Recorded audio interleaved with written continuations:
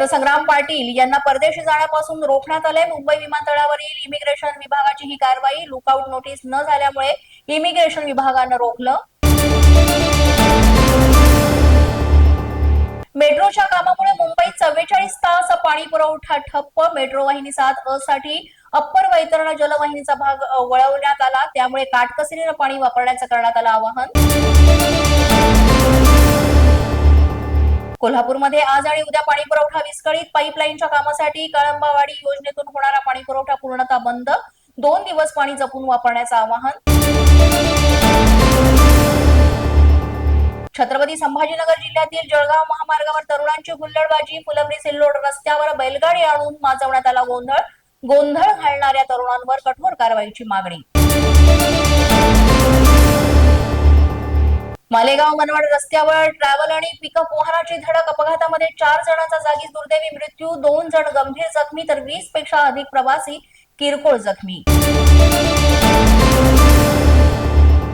नागपुरातील भाजपच्या विजयी उमेदवारांनी केंद्रीय मंत्री नितीन गडकरींची घेतली भेट। गडकरींच्या मार्गदर्शनामुळे विजय सोपा झाला। नगरसेवकांनी व्यक्त केल्या आपल्या भावना।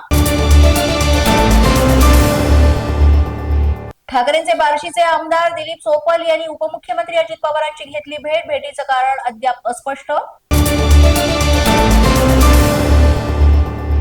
ठाकरेंचे शिवसेनेचे विजयी उमेदवार गणेश खुसपे यांनी घेतली उद्धव ठाकरेंची भेट। गणेश खुसपे यांचा उद्धव ठाकरे यांच्या हस्ते करण्यात आला सत्कार। ठाण्यात ठाकरेंच्या शिवसेनेचं अस्तित्व संपलंय। ठाण्यात ठाकरेंच्या शिवसेनेला केवळ एकच जागा, शिवसेना 75 जागांवर निवडून आली आहे, असा करण्यात आला हल्लाबोल। सांगली जिल्हा परिषदेसाठी भाजपच्या हालचालींना वेग। निवडणुकीसाठी पहिल्याच दिवशी 564 इच्छुकांच्या मुलाखती। माझा न्यूजच्या बातमीपत्रात आज इतकंच। तुम्हाला आमचं बातमीपत्र कसं वाटतंय याबाबत अवश्य अभिप्राय कळवा। यासाठी पोलीस माझा न्यूजचं YouTube चॅनल सबस्क्राईब करा, तसंच आमचं फेसबुक, इंस्टाग्राम आणि ट्विटर अकाउंट फॉलो करा।